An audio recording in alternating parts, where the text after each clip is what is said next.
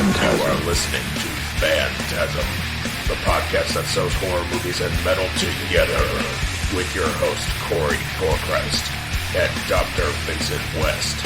Get your movie collection ready and follow along as they review the latest restoration of cult classic horror films and interview the sickest bands in metal. Sell the metal! Sell the metal! Sell the metal! Sell the metal! Broadcasting from an abandoned morgue in an undisclosed location and blood streaming everywhere, this is Phantasm. And now your despicable hosts.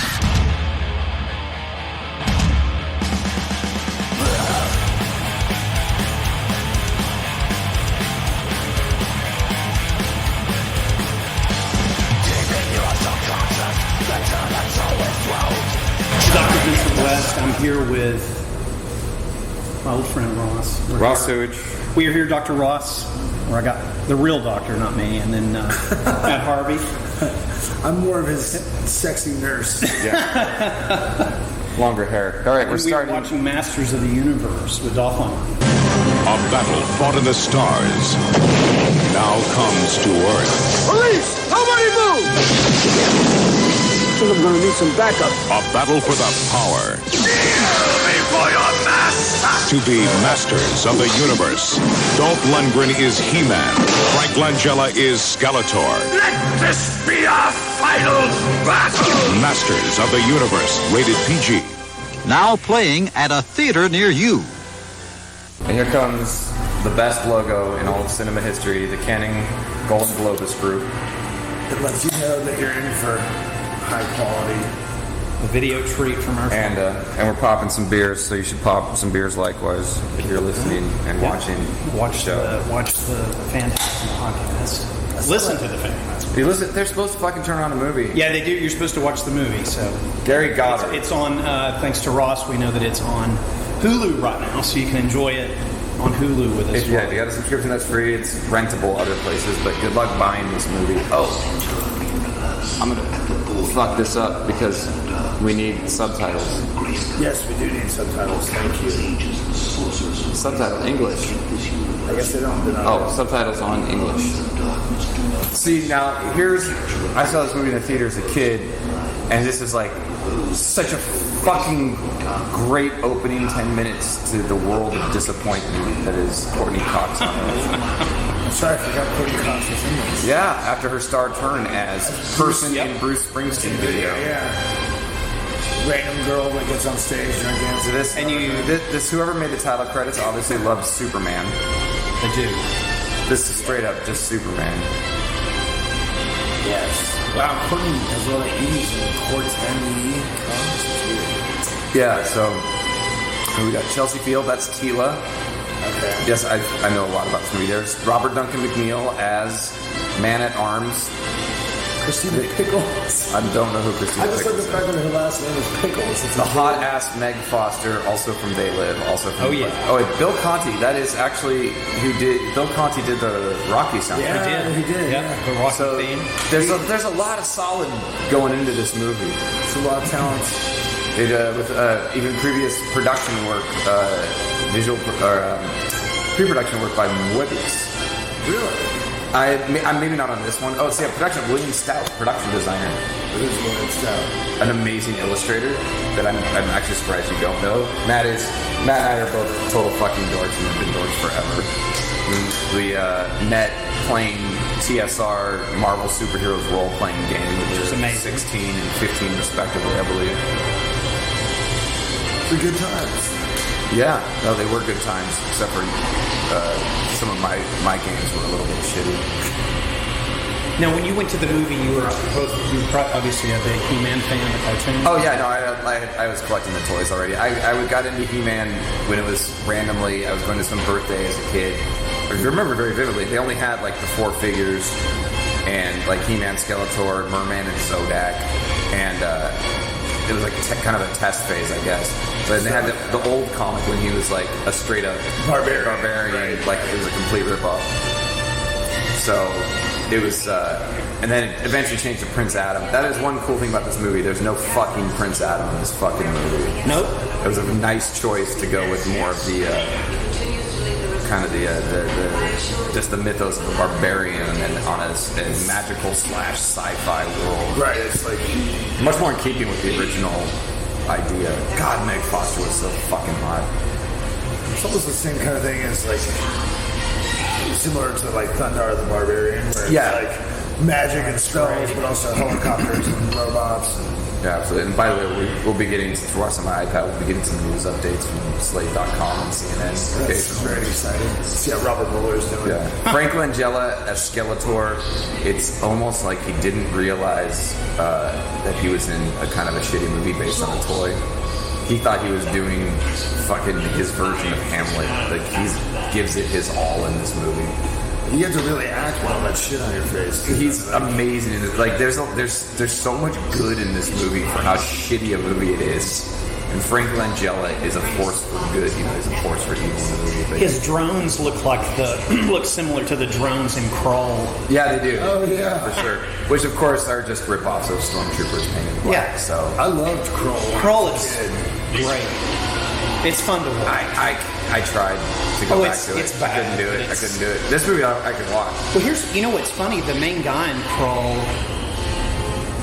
is, I think it's season 4, season 5. He's a Maquis villain in Star Trek Deep Space Nine. He starts out as it's so funny. I'll just send you a picture. It's so weird. It's the main guy.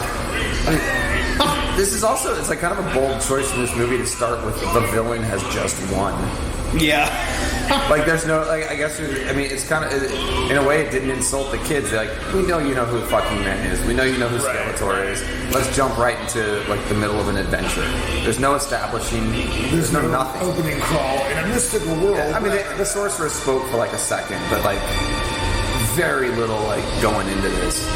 Maybe why it, you know, it's actually starts off like a pretty serious sci-fi film, and maybe could have actually just been a film for people over 7 years old if they kept playing it that way. But don't worry, it gets worse. And here comes the start of the worst. You're standing for Orko. And what is Dolph Lundgren like? He has like some kind of crazy like biology degree or something like. Oh, he's super smart. Right. He has like 3 different degrees in like different sciences. But it's it also took him. They basically gave him 3 chances to get his lines right for the what do they call that? The fucking when they talk. Oh, right. When they record their actual voice. It took him 3 times and barely passed the muster.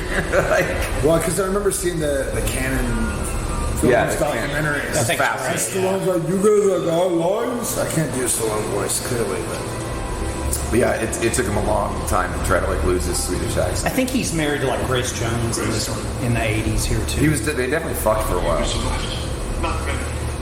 That dude actually really does look like Man at Arms. It's a little bit of a cry. I'm always mad he's got the mustache because I prefer the action figures to the cartoons. But he does. It makes a good Tila, like a little bit more sci-fi. And then Billy Barty comes in and ruins it. For those of you who really don't know who he is, I'll confuse you even more. He's the Bible salesman from Foul Play. Yeah, and well, he's also. Actually, it's Billy Barty. Billy Barty's not in Time Bandits, so he's like the one little person who does it, isn't he? I think that's him in Foul Play. I'm pretty sure it is. Also, what was that romp with Chevy Chase and Goldie Hawn? Oh no, I'm sorry, it's Carrie Fisher, and they're in a hotel with the Munchkin cast of Wizard of Oz, and it's a comedy romp. Oh, it's an amazing movie. Wow, which his name I can't remember. I should see that. Yeah, Billy Barty. Yeah, he's basically standing in for Orko, I guess, because they couldn't have a floating Orko. It would be tough with 80 special effects. That would be kind of difficult to do. And just hideous makeup, though. It's like, are you kids supposed to like this character? Because it looks like he's like swallowing his chin. Is he supposed to? I guess he's supposed to be like the C-3PO R2-D2 of the movie. A little, yeah. He's comic relief and the smartest one there. So he's filling in a lot of roles and failing in all of them. Like, you could have just, like, ran around the deserts of Los Angeles with these guys shooting at each other. It would have made a better movie for an hour and a half.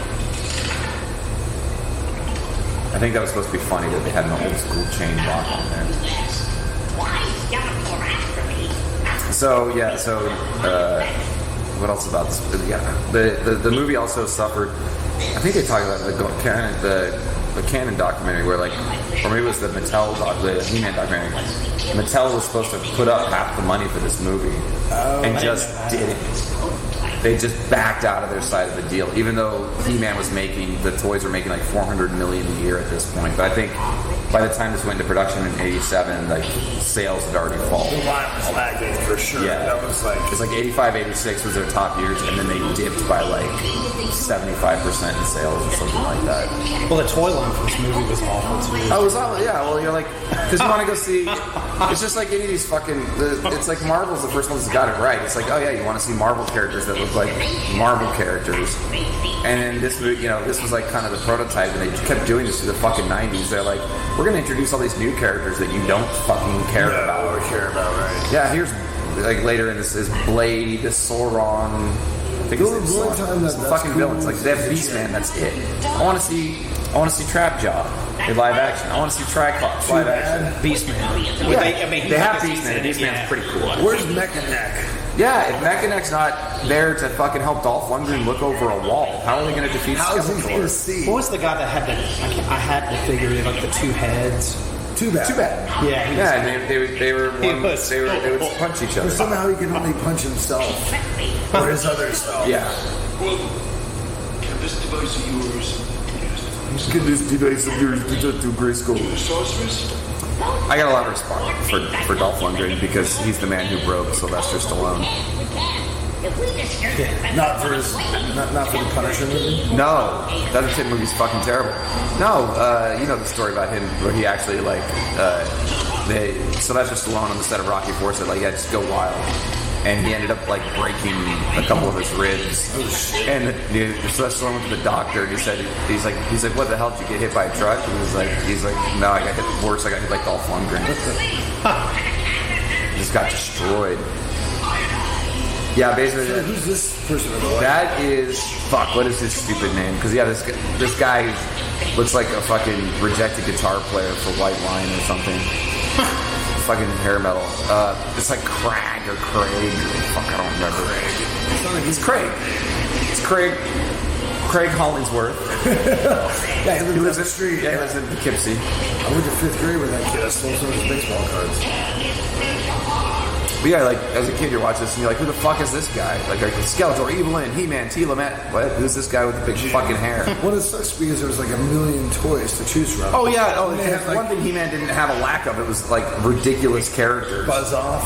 Yeah, why isn't Buzz Off in? Okay, I understand why Buzz Off's not. He was a good guy. He was a good guy. Mossman was cool. Mossman was a good guy. I remember getting in trouble as a kid. I was in, this is completely random, but I remember I got the figure like brand new. If you ever had the figure, and I would sit there and smell him in class, and they actually sent me to the because he smelled weird. I don't know how to. Mossman had that fuzzy green shit on. And I would sit there in class instead of it, and I was just like, it wasn't as bad as Stinkor, but Stinkor. I never had smell like patchouli, right? Yeah, they molded his plastic with patchouli oil so it would smell. That's great. Sorceress was prettier in the cartoon. This is like a old lady. Yeah, so basically, 3/4 of this budget went into you're going to see this throne room a lot because it's the only thing they had a budget for. Yeah, this and then like a bunch of dumb shit on Earth. I remember seeing a paint store, right?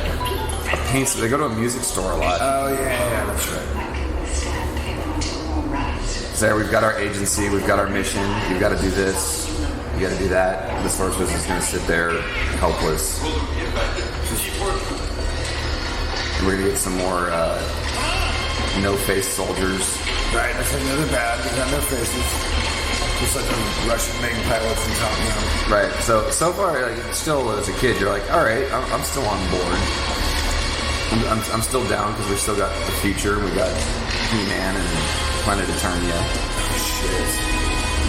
Yeah, unfortunately, he doesn't say anything cool like nincompoops in this movie. Of course, Frank was Dracula in '79 Universal Dracula. Frank Langella was? Okay. I think. I remember him as It's the one with Donald Pleasance. It's like another. Yeah, it is. It's. Well, Frank Langella, he's like. You ever see the? Wow. He's also he also turns into quite an evil performance in the movie Dave, where that guy has to stand in for the president. It's like the guy from Fish Called Wanda has to stand in for the president. Frank Langella is like the evil administrator in the White House. And yeah, Kevin Kline, thank you. In Dave. Frank Langella is fucking good shit. Oh yeah, look at him. That's right, I have seen. I don't think I've actually seen it. It's really like not like slow, like Hammer. It's not good slow. It's just kind of slow. It's just a Donald badly made Pleasance movie. is like the best part of the movie. Not Frank Langella. Yeah, how do you? To me, Donald Pleasance. He's like because he's like his Renfield or whatever. Right. So he's got him running. It's pretty cool. See, and I look how fucking rad he looks as Skeletor here, and then you got to take Ray Fiennes and do some dumb CGI bullshit to make him a snakehead. I call foul on that. Yeah. Like, this is proof a shitty fucking movie can make like something look cool in your movie day. When did Ray Fiennes have when he played Voldemort in the Harry Potter series, they had to like CGI his nose out, and it looks goofy as fuck. It's like, just fucking put some fucking wax and latex on him, he will look fine. It's a lot easier to suspend your disbelief sometimes, even if it doesn't look as real.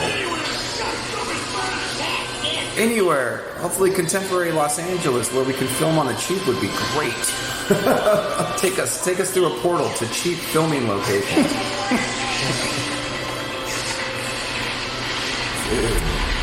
the laser light show? Now, see, here's the thing about this. Moving that, you know what John Kirby said about this? Or, Jack Kirby? No, sorry, John Byrne. Oh, that's New Gods. That basically what you're watching is a lot of the plot of this is basically New Gods right, by Jack Kirby. There's a war between super beings. They think there's something they need on Earth, and then they come and... Yeah, they have boom tubes. Right. For the cosmic key. Cosmic key is basically a mother box for all intents and purposes. Right. As a kid, what was when I saw this at the theater, my favorite part of it was, and I can't think of his name, was Eat Leg Slackers is in it. Oh yeah, the principal from Back to the Future. Yeah, he's awesome in it. He's great. He plays the exact same fucking He's even good in Top Gun. Like, that's like my favorite part of Top Gun. So you'd be hauling a cargo plane full of rubber dog shit out of Hong Kong. It's like he's great in everything. He's like the best actor. My favorite part of Top Gun? Shirtless volleyball scene. With the song, come on, Playing with the Boys by Kenny Loggins. Fuck One of my favorite 80s movie songs. It's a classic cinema homoerotic scene. And they're doing another one. They're doing next year. I think it's a sequel. Yeah, it is. Tom It's not a Cruise, reboot. He's been teaching at the Top Gun. 250 That's gotta be what it is. 250-pound Val Kilmer is going to come in and try to squeeze into the canopy of a jet. You're going to need a lot of butter to film it. Yeah. Yeah, I mean, everything with Skeletor is so fucking rad in this movie. And then, here we are transported someplace near Pasadena. Yeah, exactly. Hello. I mean, that's what you had to do. I mean, even like Beastmaster, which predated this movie, was like, that's a pretty good idea. So then they did Beastmaster 2 through the portal of time. He ends up in LA. And you get to watch the wackiness. So this is my favorite part of the movie, where Gwildar's dying. He's drowning. The fucker's almost dead. And then they like laugh at him. You almost died, you dumb fuck. You suck at swimming because you're like short. Yeah, it was okay to laugh at little people for a while.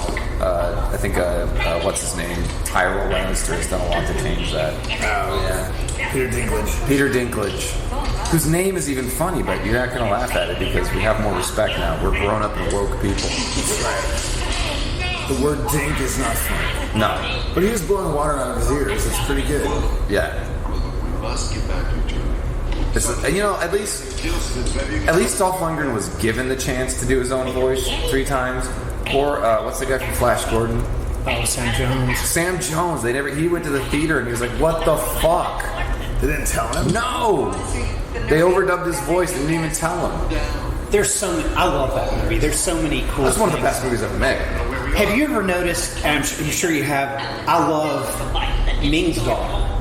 So the part, like, right after he, they inject him and then they gas him and he's in the thing and she goes and revives him. Like, right when he wakes up and looks at her, it's like a shot of her spandex ass and he's like, my God! It's like, I mean, I've watched that thing so many times. It's so good. It's great. Nice spandex ass. Oh, it is. It's great. It's so he grabbed the cosmic key. The cosmic control rod is mine.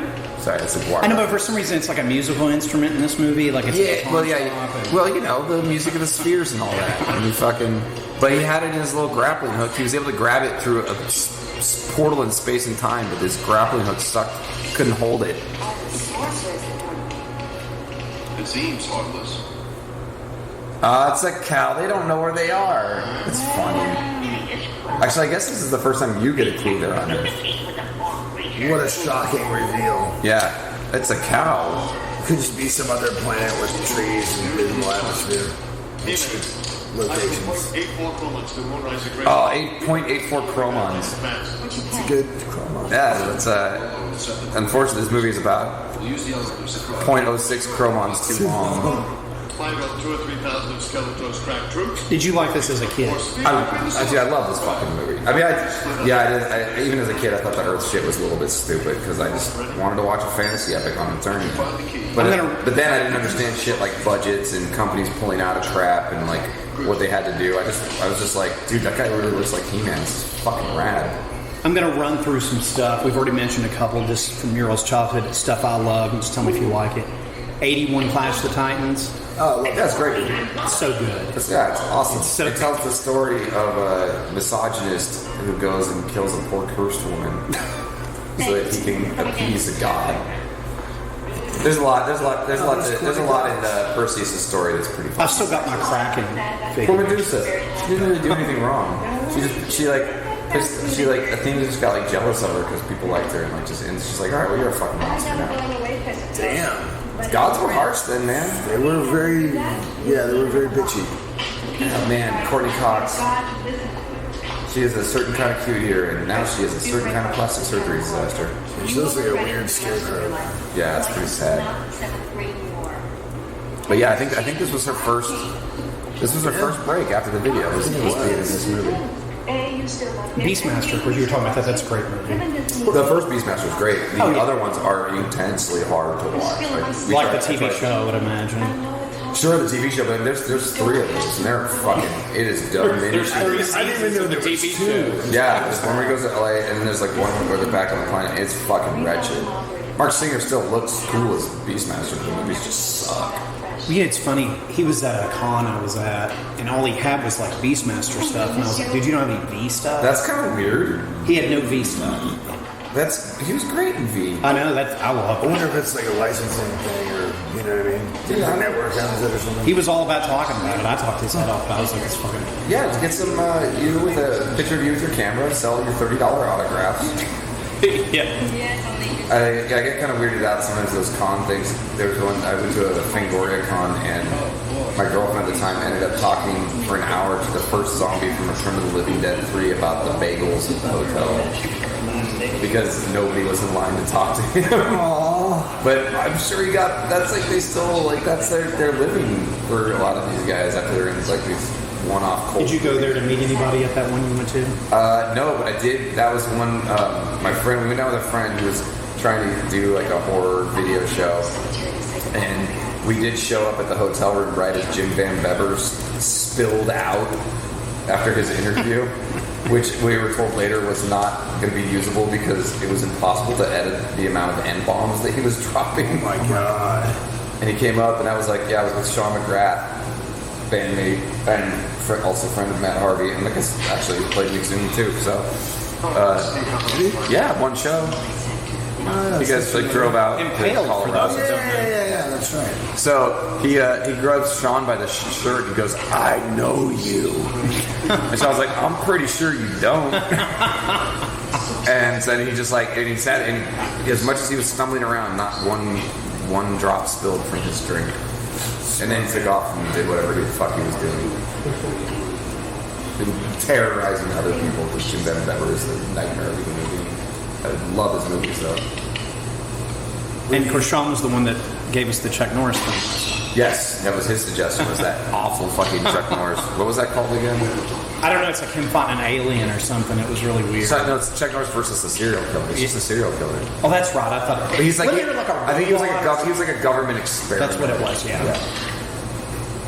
I can't remember the name of that movie. It was really weird, but yeah. Oh, Whitlock's a piece of shit. No, you weren't. You fucking comic relief. I really did feel like poor. That's not Pickles. It's the other lady. Poor Tila doesn't get enough screen time in this. I think because she looks like she could fucking kick some ass, right? She does. She was like a very capable young lady. She's in a bunch of other stuff I remember seeing back in the day, and I can't think of what she was in. So Eternia is enlightened. They're vegetarians, Matt. Used to be an animal. I don't know what they eat on Eternia, but apparently not Deep animals. fried orca.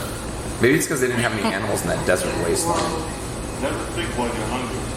Man-at-Arms has no problem eating animals. He's cool. He's old school. I think all the animals. He's not like, Well, I mean, when you have like talking dragons wearing like helmets on your planet, like you might be a little less prone to eat meat if when it you talks can back ride to you. your cat, your pet cat. Yeah, your pet cat talks to you.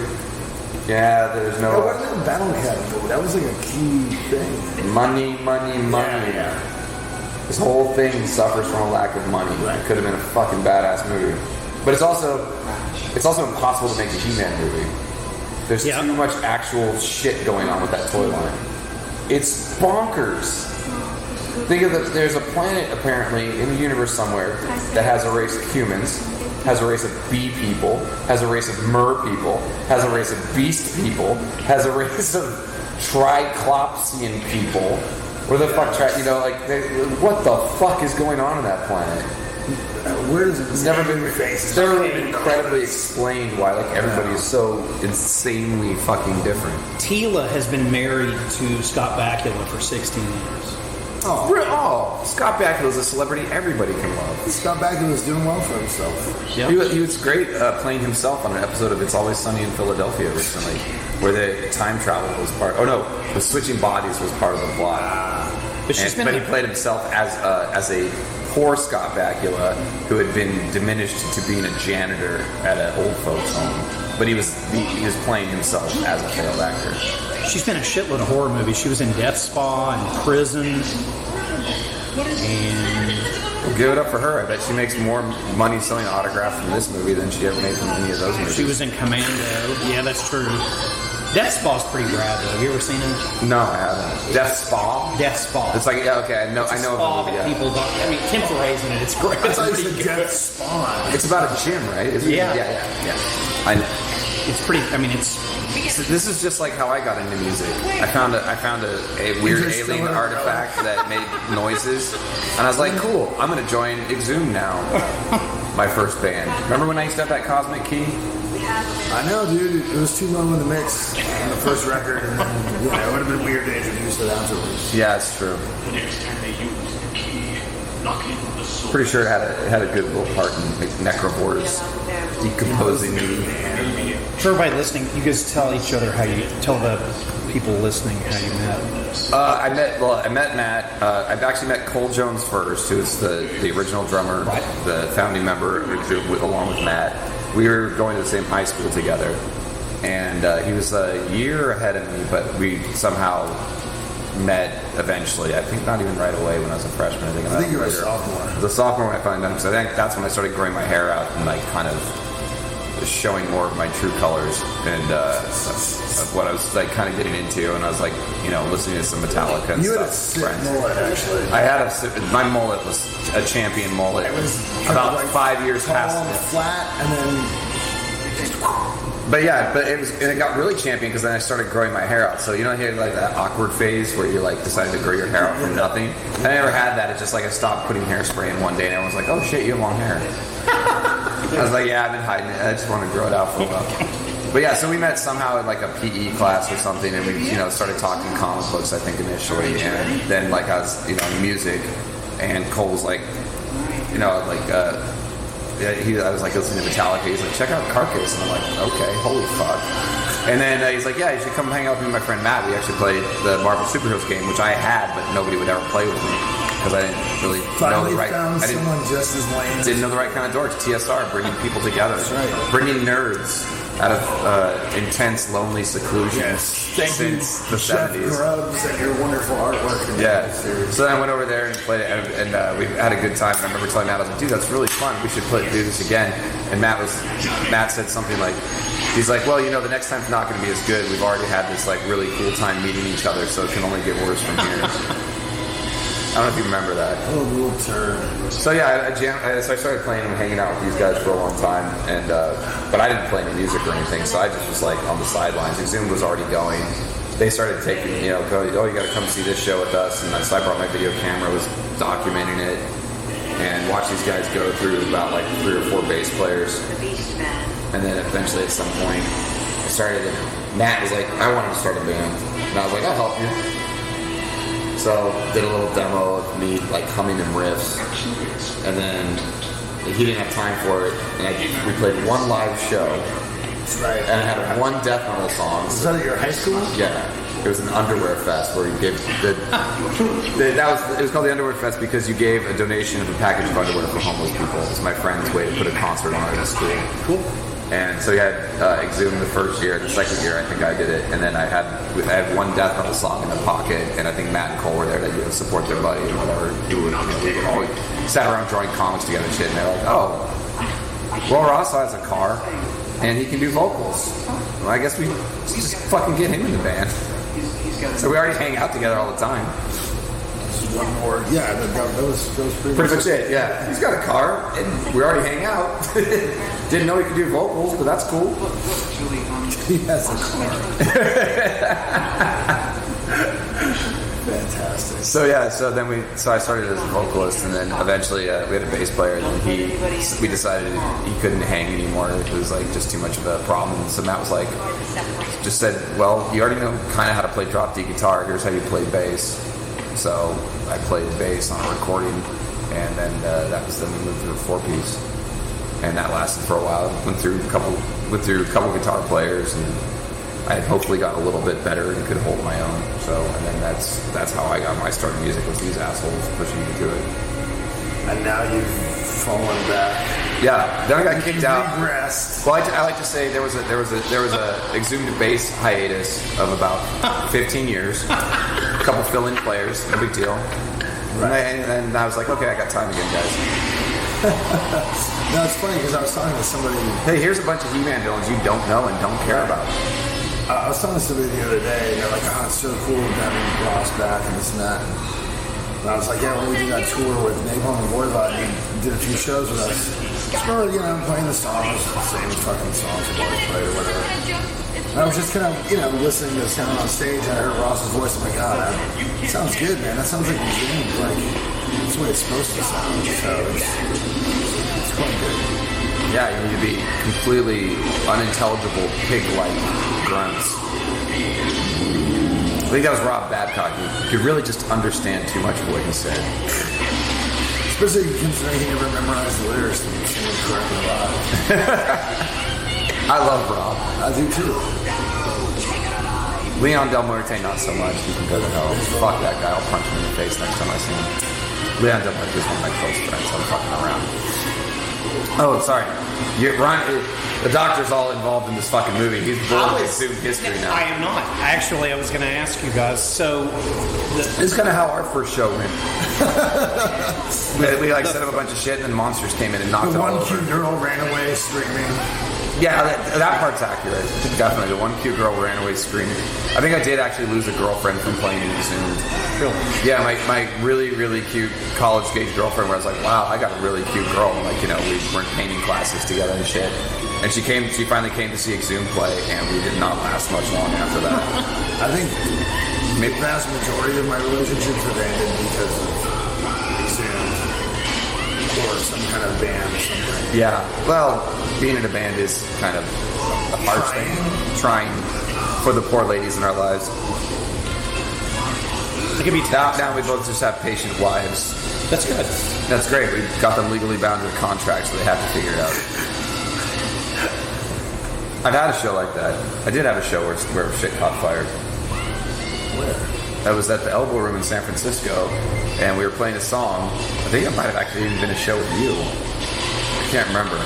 But the drum monitor all of a sudden just burst out in flames.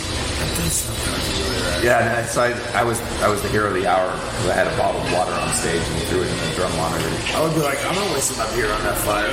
It's on there's a video of it. Yeah, it wasn't a beer, it was water. You can waste as much water as you want. Fuck that.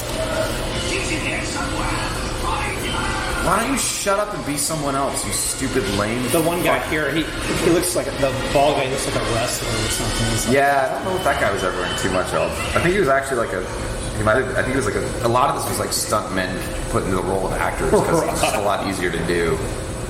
I remember seeing this movie as a kid, and I was like, why are they on Earth? This is not cool. Yeah, there was no kid not disappointed by the fact that they were walking around. Because I remember thinking that the costumes and stuff were cool, and the special effects were basically good, but I was like, what are they doing here? This has nothing to do with He-Man. I was never like a huge He-Man fan. But I'm trying to remember if this was like the first of many that really made that decision where they're like, oh, if they just take the aliens to Earth, to LA, it's cheaper. Okay, here you go. Or if there was a bunch more before that. Retro 80s. Did you guys remember Eagle Force? The little steel... I don't know if I remember Eagle Force. Like, I can remember Delta Force and Mega Force. Let me show you this. I'm not sure about Eagle Force. They were die cast. Are you talking about a toy? Yeah. Okay. And they would, could move like nothing like the G.I. Joe figure. Mm-hmm. But I thought they were really cool. Like, I don't know. Let me see if I can find some pictures of them. I wonder if that's a regional thing. I don't think so. I'm gonna find a toy ad for it so you guys remember this because it's. I thought of it the other day when I was thinking prepping to do this, and I thought they were pretty cool. Did you watch that Sectars documentary? I have not watched the Sectars documentary yet. Is it any good? No, I was waiting for you to tell me. Sectars was a toy ahead of its time. I like those toys. I've still got a bunch of them. Well, I think they kind of missed the mark because they were like, I like the thing with the hand puppet for your animals, but they were like too big. Kids were too used to 3 3/4 at that point, right?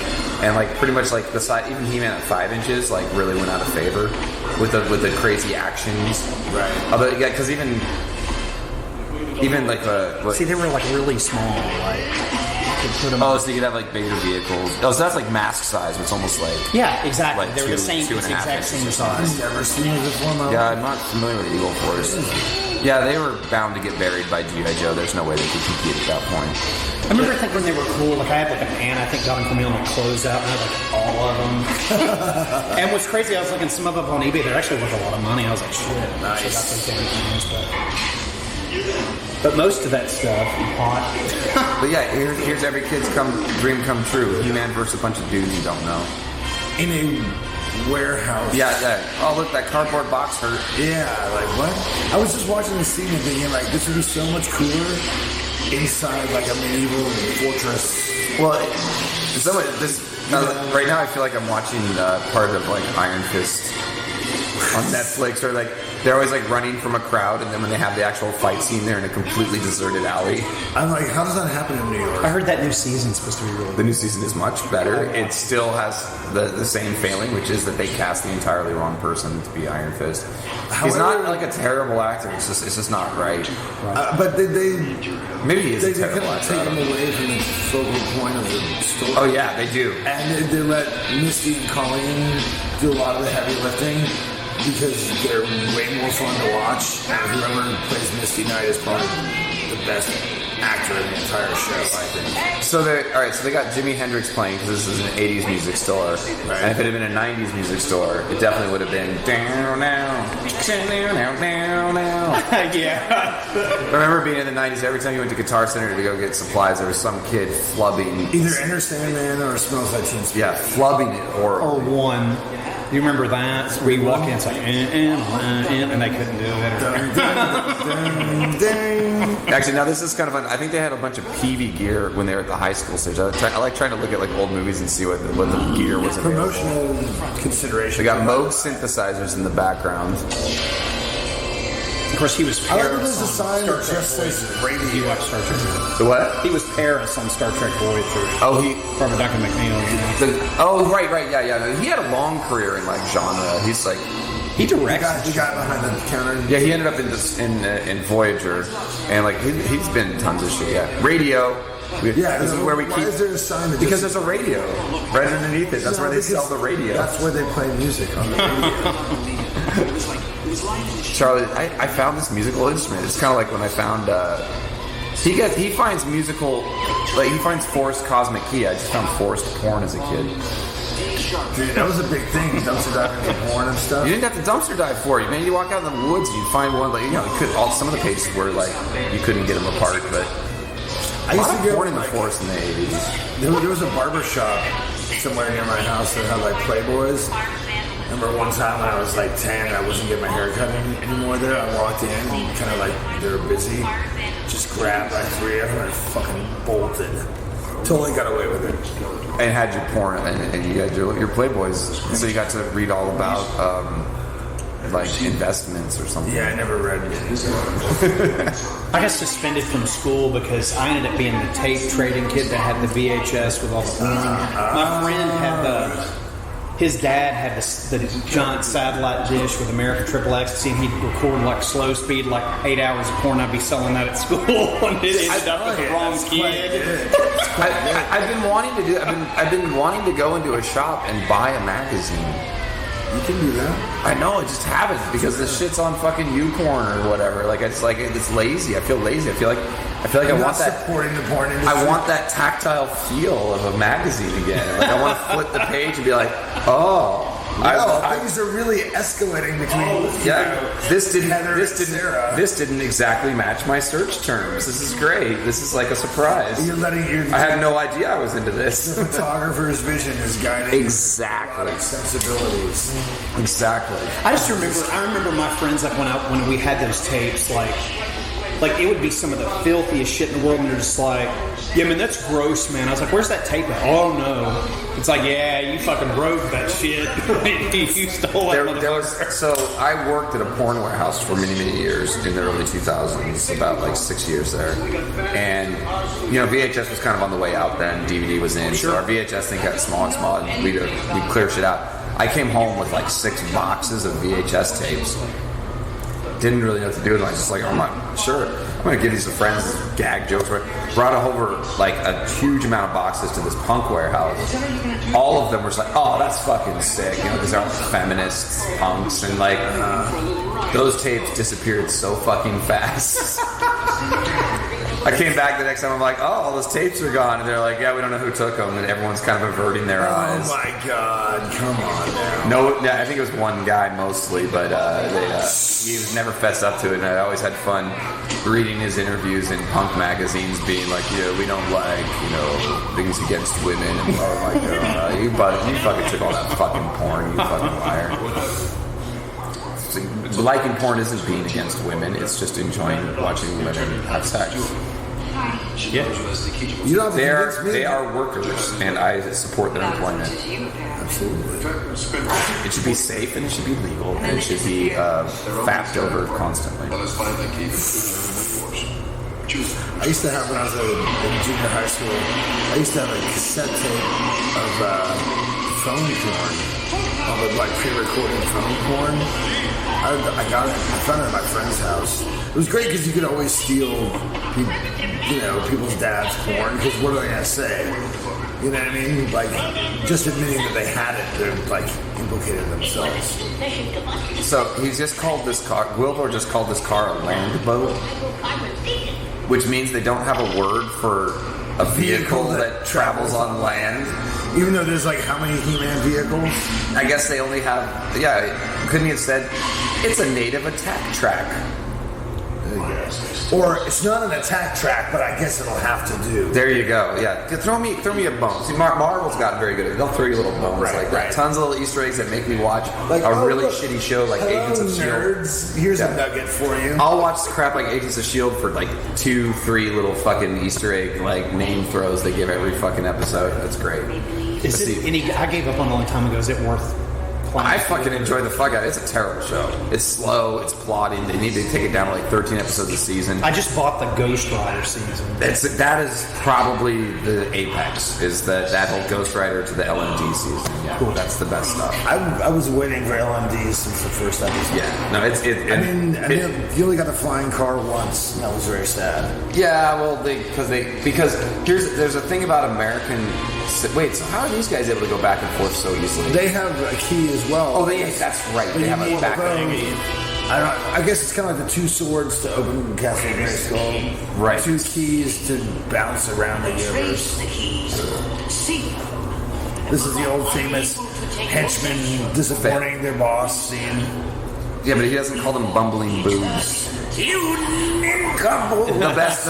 The best cartoon Skeletor quote is Modulok is asking Skeletor, why can't I join your game? And he says, because you're a wimp villain and a wimp scientist. A wimp scientist. The Flash Gordon cartoon, did you watch that as a kid? Wait, are you talking about the one where he teamed up with the Phantom and Mandrake the Magician? No. Okay, because I saw that was Defenders of the Earth. Yeah. I've got that too, but this is like literally like the plug, like either came out the year before the movie or ran right with the movie. It's a Filmation thing. See, this is what they didn't get that the Transformers movie got. You just killed off a random villain that I don't know who he is. Transformers was like, there's no emotional Starscream just died.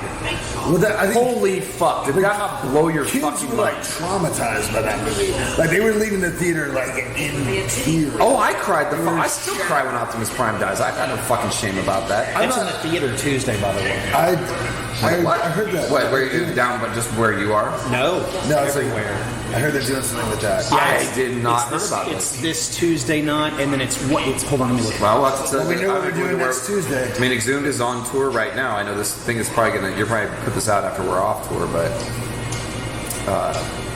I'm just gonna be screaming the lyrics to "You Got the Touch." I scream the lyrics to "You Got the Touch" like every other day. That's how I get myself out of bed in the morning. Like, fuck yeah. Today's gonna suck. No, man, You Got the Touch. But yeah, no, I mean, but if you would just watch Triclops die or Merman, would that not have had Merman would have had, right? And there's so many characters that they could easily have killed somebody that you knew. Yeah, and you'd be like, holy shit, I'm a kid, I can't believe they just got rid of someone. Right. Because in the cartoons they always live and blah blah blah. Right. But now you're in the movies, and that's like I was watching that He-Man documentary. I didn't finish it, and it was talking about. I actually stopped right before the movie, and they were talking about how they were really hamstrung doing the cartoon. Oh yeah, they were extremely limited in what they could show and what they. Well, He-Man never actually punches anybody in it. It's crazy. He can never hit anybody with the sword. Right. Yeah, it sounded awful to write for. But so they killed Prime, all those do you remember G.I. Joe the movie? Oh yes, that was a great movie. Duke was supposed to die. Right, but I guess and he dies in it, and he goes into a coma, and then at the end there's a throwaway line when they're all celebrating. They're like, "How's Duke? Duke's gonna make it." And they did that because it was supposed to be a cinematic release, and they had Don Johnson in it, Burgess Meredith. Right. But after the failure of Transformers, the movie did not have the numbers. Is Burgess Meredith Thursday, September 20th? Globulous, yeah. Thursday. Holy shit! And you just go to the. That's like a reunion of the day it was released, right? Or the year it was released? Yeah. Because I went to see that. That was my birthday party when the year that came out. I think it was supposed to come out. And I brought a bunch of kids with me to go watch Transformers, and we all came home completely traumatized. Right, you're like, it's going to be a fun birthday. Oh my god! Yeah, all of a sudden I'm cutting to the Optimus Prime cake that my mom made, crying. It's just like when they took out the Matrix of leadership. I really liked that movie a lot, though. And in fact, I remember seeing that movie in the theater and thinking, how is a cartoon movie better than the He-Man movie? Yes. Because it was. I thought the Transformers movie came out before this. This is 87. I thought the Transformers movie was 87. No, it is. Is it 86? Yeah, no, it came out for a second. But He-Man came out. Maybe I remember watching this was 87. Yeah. How is a cartoon movie better than this movie? Whatever. I remember comparing the two unfavorably. Yes. And I thought the G.I. Joe movie was really cool too, to be honest. I like that movie. I don't remember it that well, but I like it. I didn't like the sci-fi element. Oh, there is cool shit. There's like this history radar. Right. That's quite cool. That's kind of neat. That's very He-Man-esque. It's Thursday, it's in a... It's Thursday, September 27th only. So wherever you're at, it's in like 400 theaters. There's probably... So I would gotta take a look at that, but we're probably going to be playing a show at the time. We will be, but no, we'll go during the day. It plays all day. There's two. There's like an afternoon and an evening. It's your birthday on this tour, and it's my birthday on this tour, so that will be our combined birthday. You gotta party. go. I mean, the whole band is gonna have to watch Transformers the movie. Yeah, sorry guys. Gotta go see Transformers. One of you, the night that you go see it, you have to on stage. You have to be like guilty or innocent, and it's like innocent. Fuck yeah!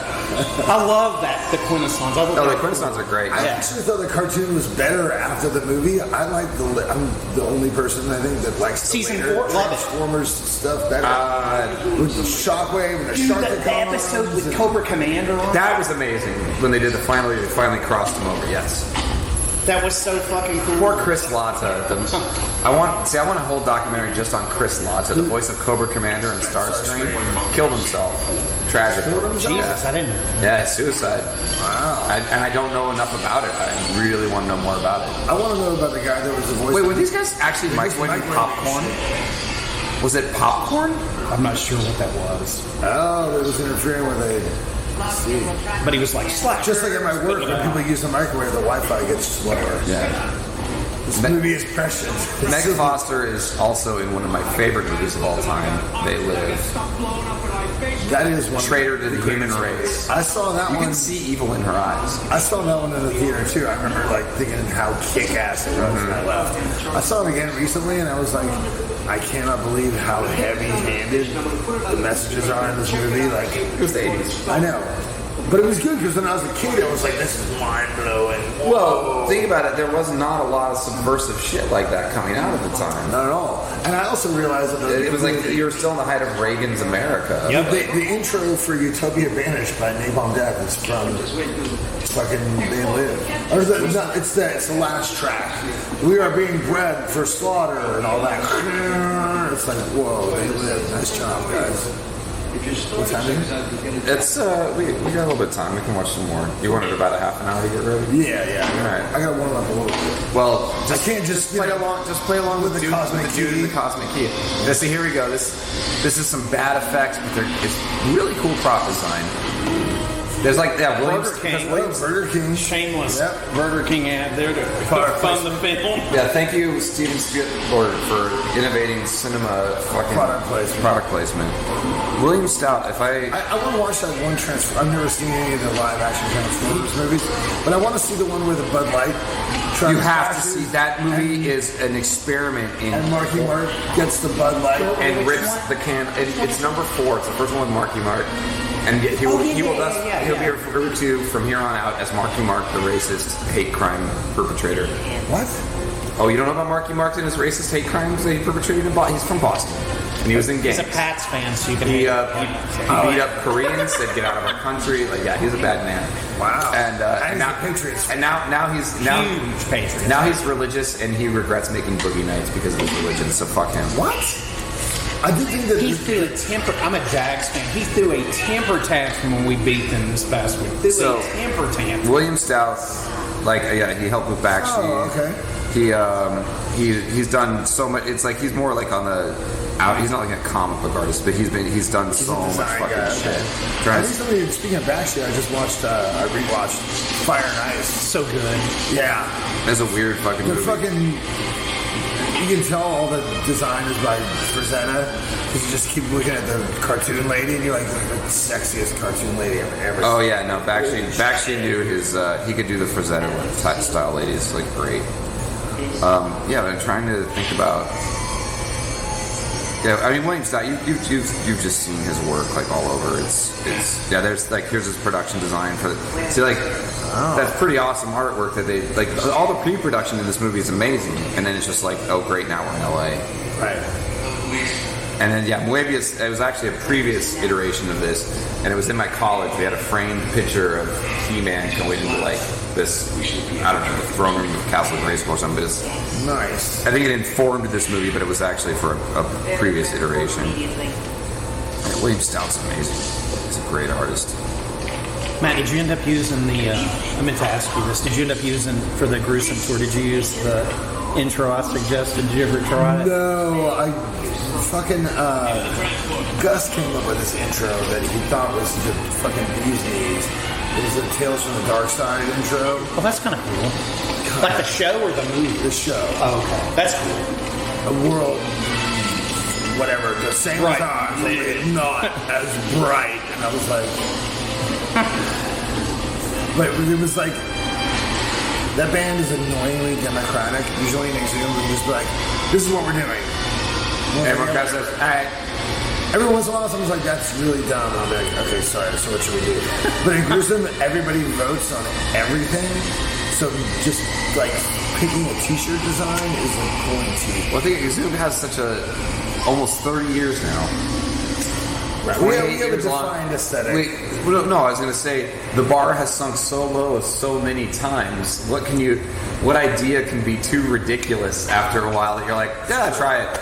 Like, yeah, sure, we did something dumber way a long time ago. I told him he was going to do intro music for his tour, and I told him to use the theme from the Dead Zone. That'd be pretty cool. It would be. But tell him, here's a fun story while we're watching, some shit's happening in He-Man. So, tell him about the story about waiting in the bathroom in line at the show in Baltimore. I'm waiting in line, and the doors had just opened, so people just started coming in. There's no backstage or anything, so I'm just waiting in line to take a shit. And this guy's like, are you checking out the show, or are you playing? I was like, oh, I'm playing in Exhumed. And he's like, you look just like that guy from Gruesome. You never know which project you're going to get more. It's going to be like... And you know, I was thinking about this the other day. Matt, I could just tell Matt has these mixed feelings about Gruesome, where it's like, people are like, oh, Gruesome doesn't sound exactly like Death. And he goes, yes, we fucking do. We're not. Like, they'll be like, oh yeah, Exhumed, they do like that Carcass thing. I'm like, well, I mean, Carcass is an influence. A very major one, to be sure. Among, I mean, they're probably in the top 5. As probably as high as creator. But, right, it's the highest creator, and Slayer, and Terrorizer, and Napalm Death, whatever. And then with Gruesome, they'll be like, yeah, I mean, they sound like Death, but they got their own style too. I'm like, no, we don't. Like, what the literally fuck? any influences are cut out at the writing, other influences are cut out at the writing period. It's only Death. Oh, Guldar's wearing ladies' clothes. I'm sorry. It's funny. Oh, comic relief. Look, Kevin, I'll explain to you as we go. God, I fucking hate Guldur as much as I hate Orko. Yeah. I fucking hate Because Orko. I remember, like, the cartoon is kind of what stopped me from getting into the toys. Like, I had a couple. The cartoon is pretty silly. Like, yeah. Like I said, I got into He-Man when it was the comics. It was just the comics. It wasn't a cartoon yet. So I enjoyed the cartoon, but I already had amassed quite an army of figures. And I remember, actually, I thought She-Ra was just as good as He-Man. Like, the villains are actually... The villains in She-Ra were actually Hordak, Hordak, Grizzlord, Modulak, the suction guy, Leechor. Leechor, yeah. He was fucking cool, man. Yeah, and the Hordak had the slime tower. Right. So, but yeah, as far as toys went, they kind of cross-marketed the Horde with He-Man. But in She-Ra, the heroes were like the separate little doll. It was kind of weird. So it was like boys were buying up the Horde, but they were on the She-Ra cartoon. Right. And I think in that He-Man documentary, they said something like the male side of the company was like, She-Ra killed He-Man. I don't think that's saturation killed He-Man. And, you know, there's a lot of sexism in Mattel. You could like see it's very evident when you see it. Yeah. The fact they even made She-Ra is kind of amazing. The documentaries you're talking about, the ones on Netflix. Yeah, they're really good. Well, I like them. There was one of them, and I can't remember which one it was. It's like, and forgive me on this, but you and I talked about this last time I saw you. But it's like it was just overkill. Like and it had nothing to do with whatever the toys. He's like, yeah, and I'm like the biggest Star Wars fan. It's like plastic. That was kind of the first I saw. It's called Plastic: The Story of Star Wars. That was it. And it's like half of it is just talking to fans, and I don't give a fuck. No, but I mean, the guy is like stroking and stuff. It's like I remember, like we were watching it drunk. He's just like, and of course I love. It's like I can just bump. Oh, he likes Star Wars. It's like the whole magic. It's like people go like, I don't even go like, I'm a real Star Wars nerd. I'm like, oh, so you're a human being on this planet? Right. Everybody loves Star Wars. It's one of the biggest fucking pop culture properties in the world. It's really funny because when I was a New Thrush in like 96 It's a little rare then. Yeah, Nuclear Thrust was a doom band Matt was in. It started off, all their songs were going to be about Star Wars. To the point, one of the songs was literally just the dialogue between Dr. Evazan. No, between Dr. Evazan. No. It was about the Alderaan. Yeah. And it was just dialogue from the movie. Was the lyrics. That's amazing. And in the mid '90s, it was amazing. But they did this shirt with 88 on it, and like they started getting mad because people were like, "Oh, that's cool, 88," and they're like, "Oh," I was like, "It's Star Wars. Yeah. It's the highest-grossing movie of all time. Yeah, everybody knows what this is." Actually, and I watched that fucking Toys That Made Us documentary, and people are like, "Yeah, you know, by 1984, like Star Wars had kind of gone underground," and I was like, "Shut the fuck up! Star Wars never went underground. No, it was never underground. Yeah, it was always there, but there was. It went from being the biggest thing in the world to being a New York Times best-selling series of books. Like, right. It was still always kind of there. The toys disappeared for a while. So there's no more movies. Yeah, there's no more movies, and all the cartoons kind of suck. So the droids, but it's always in the consciousness. But it was kind of more. There was a time in the mid '90s where it was like, if you could say the lines to Star Wars movies, it was like, oh well, these guys adore. He's watched this as many times as I have. But now it's on CBS like. Every fucking day. That's also like the most entry-level nerd shit. That's like, I'm into metal. It is like entry-level Metallica. I mean, Metallica is my favorite band. I love Metallica. And I love Star Wars. But it's like, oh, I'm such a nerd. I've seen Star Wars. Which is why, I mean, my new test is if you know all the lyrics to Spectre General's Instruments of Destruction for the Transformers soundtrack, I know we're cool. We know where I can... But now that's going to be in theaters everywhere.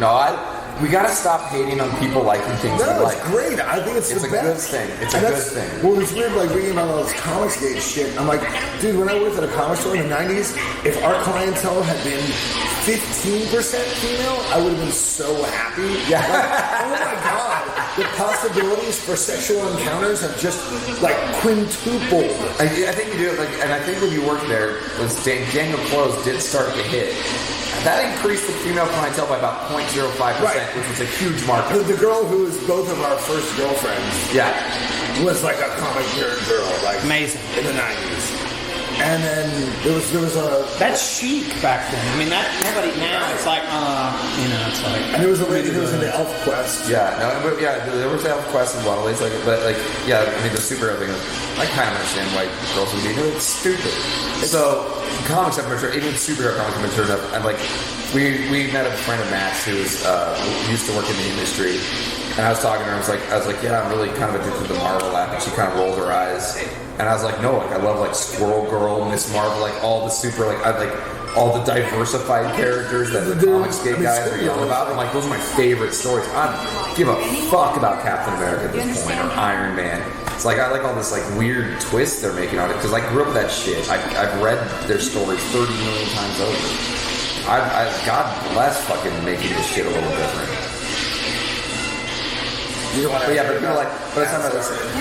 We're walking around when it used to be like, all right, in the 90s and 80s, it's like, so I feel kind of bad about hating on people for liking shit I like, but it's like, if I saw someone in a Captain America shirt in the 90s, that meant like, oh shit, this dude reads the same shit I read. He might listen to the same music I like. Sure. Now it's like, oh, this guy saw a movie and went to Target. Right. And it sucks. You lose a lot of luster, but I'm not going to be mad because fuck, I'm getting movies like I never thought I'd get to see. Did you like Infinity War? Infinity War was great. It's amazing. There are problems with it. The problems there because I'm an asshole. But like, I thought it was very well. I thought the dialogue between Doctor Strange and Iron Man is hilarious. Oh, it's great. They're two assholes facing off against assholes. It's exactly like the comics. It's great. I love it. We went opening night, and all my friends, like all my comic friends, we all went and we pile out because they were all making fun of me because they're all like, Captain America's going to die, you're going to be crying at the end of it and everything, and Iron Man's going to die, you're going to be crying. I was like, whatever, I don't think so. Maybe later, but so we got out of the theater, and all these people were mad because like all these like legitimate like moviegoer people were like, I can't believe they killed Spider-Man and Black Panther. They're dead. Like walking out that movie. Do you know what I mean? No, they really did. Wait, these are people pouring out of Infinity War, yes. And they're walking out. That's my jealous part, where I'm like, these people don't know what happens. How No, nice they didn't was that understand any of it. They didn't understand the gauntlet. They didn't understand the end of it. They don't understand Thanos will return. They don't understand the hat tip. They don't understand any of it. And we're like in line to go in the theater, just like, it sucked. It's like, okay. Oh, I don't know if it sucked, but I like people who are like legitimately surprised by what happened. And I'm like, no, they were like appalled by like all those characters that that's went kind to of dust. Cool. That's great. I mean, because I know they're all coming back. Because obviously, but it's like to have that feeling, like walking out, like I thought Thanos was rad. I don't know what I thought when I was a kid. I can't go back to the emotion of finding out that Darth Vader was Luke's dad. But I mean, but that's what those people experience. Spider-Man just died. Right. That's exactly what I was going to say. It was like, I remember my parents were like, big fucking deal. Darth Vader's Luke Skywalker's dad. They're going to make another one of these stupid space battle movies. You already had the good guys will win, whatever. Oh, my dad was the worst. He never would call any of the characters by their actual name. Cute dog walker or whatever. Anyway, and so, to me, Empire Strikes Back was very upsetting. And then Return of the Jedi was like the redemption, but you had to wait 3 years. Yeah, no, now age 4 to age 7 for me. Like, that was excruciating, agonizing. And you have all these toys, so you're still in that trauma for 3 years. Sure. But I mean, to me, it's like, I can't imagine anybody that's over the age of... What's the matter with you? What were you? Over the age of 13 seeing Infinity War and not being like, well, yeah, obviously. And then, the Spider-Man sequel already announced. Like, I think he's going to live. I think he's going to make it. I've gotten so into watching what they're doing with it. I'm always like, I'm going to die before I get to finish this shit. Like, that's where I'm at with it. We suffer to appreciate Evelyn's magic and how stupid Courtney Cox is. Very stupid. Your mom's dead. You know your mom's dead. She's showing her fondness. You were just at her back from a plane crash. But that's how cool Evelyn's magic is. That's right. The sultry. No, but that is a really, really dumb plot. We got to give him the fucking cosmic key back. I'm your mom. Even though you know you're dead. How much are records? 99 cents was a sale on records. Brand new records. You ever look at? It's really cheap even for 1987. It is. You ever tapes were like $6.99. But do you ever look at gas prices in old movies? 85 cents. And then realize that you're paying, a lot of times you're paying an admission for a punk show or whatever that's the exact same as it was at that time. Yes. The gas prices were actually underground shows have inflated the least. Mm-hmm. Like a comic book when I was a kid. Or t-shirts at an underground show. It's like $10 is this fucking gold standard. They've gone from 12 or 15 to 18 to 24. Yeah, and people are blowing their minds, but it's gas went up for us to come to your town by about 6,000% from what it was back when 12 was normal. Gas when I was in high school and I went to the gas station, I remember when it got to $1.25 or $1.30, people were pissed. Yeah. And now I'm like, oh my God, look, it's only $3.59. I'm gonna go get that. Yeah, that's crazy cheap now. California's horrible. / wonderful. Oh, here's your Daniel Turpin character, right? Yeah, this guy's great. I mean, literally, there's your Daniel Turpin character. Yeah. If we're gonna continue John Burns and do it is. This whole story is due. And if you can kind of accept that, it's not. And I guess that's the way that I try to look at this movie retroactively. It helps. It really helps because it's still goofy. Because it's not. Yeah, it's a movie peppered with Masters of the Universe iconography. That could have been Granny Goodness. Absolutely. Who is not attractive. Well, no. Okay. I love the Granny Goodness in the cartoon as Ed Asner also. Is it really? I don't know if you watched Justice League. I have not watched the Justice League cartoons. They're so great. I know you accept DC stuff. I have a hard time with it. I'll read the Kirby shit. The Justice League cartoons are... They're about to put it comes out in 2 weeks, the Batman the Animated Series on Blu-ray. Fun. With all this extra shit. Yeah, it's pretty cool. Batman the Animated Series was good, and then he took a major... what's his name? This guy did that. Bruce Timm. Bruce Timm took a major flub when he did it was Batman and Harley Quinn recently. People were like, oh my God, don't make Batman sexual. Dude. What the fuck is wrong with you? I tried watching it, and Nightwing fucks Harley Quinn. No. And I was like... What? Yes. Nightwing fucks Harley Quinn in the Bruce Timm. And that's within the first 20 minutes. Because I was like, I'm kind of embarrassed watching this. But I mean, Harvey Quinn has that thing like Venom, where it's like the villain's so popular, they just end up turning it into a hero. So that's a character. I hate Harley Quinn so much because she's a character without agency. Her entire motivation is whatever the Joker wants to do. Well, Venom movie, what do you think about that? I don't want to see it, is what I think about that. Sony, first of all, why is it not R? Sony sucks at movies. They do. Oh yeah, why is it not R? Like, I don't know, because I wonder about the R thing, because it's like, what is an R in America? It means that you reference sex. Violence is PG-13. For some reason, we accept violence very readily. Chariot, the skeleton. I don't know what I think about. Like, I love that character, but the movie looks. I've never liked the Venom character very much. Really? Honestly, no. To me, I was really. I don't know why. You're a little bit younger. The McFarlane, like. Oh, I know. Me and Matt have had this discussion before. Where we're like, it's funny because we're both like, fuck Todd McFarlane, because we were reading. I think like Spider-Man is a superhero comic, and Venom is like this anti-hero monster thing that doesn't fit with the tenor of Spider-Man. That's bad that I like Carnage and all that. Right. I grew up with all that. I know. Even with the superpower, when they gave him the superpower. I totally get it. That's just like, you probably really thought Space Jam was a fun movie. I'm not that. I'm older than you think. Okay. To me, it was like, don't put this sort of like horror gore thing in Spider-Man, and because I love horror and gore, but I didn't want Spider-Man in. You know what I mean? I don't want to watch Dead Alive and see Spider-Man. I liked the first run. I liked the twist. I liked Venom appearing as a villain. I liked the motivation behind it, and then it was this continuing thing where Venom's in everyone else's comic books. His tongue kept getting longer, becoming more of a monster, but then also kind of a hero. And it's like, no, this was like a Spider-Man thing that he resolved. It's done. Right. But it was supposed to be done by what? Amazing Spider-Man 300? That was the big deal. Yeah, he came back like one more time after that. 300. He came back like one more time on that early run, and then he became like this Marvel go-to thing. Because Marvel, I mean, it's comic books. They make barely any money. They're gonna fucking mine them. We've got a popular character. Let's squeeze him. It's just like Wolverine. And it's like, it's like Venom versus the Punisher. And so that thing was zero fucking. Did you like the last Spider-Man movie? The new one? The new one's amazing. I love it.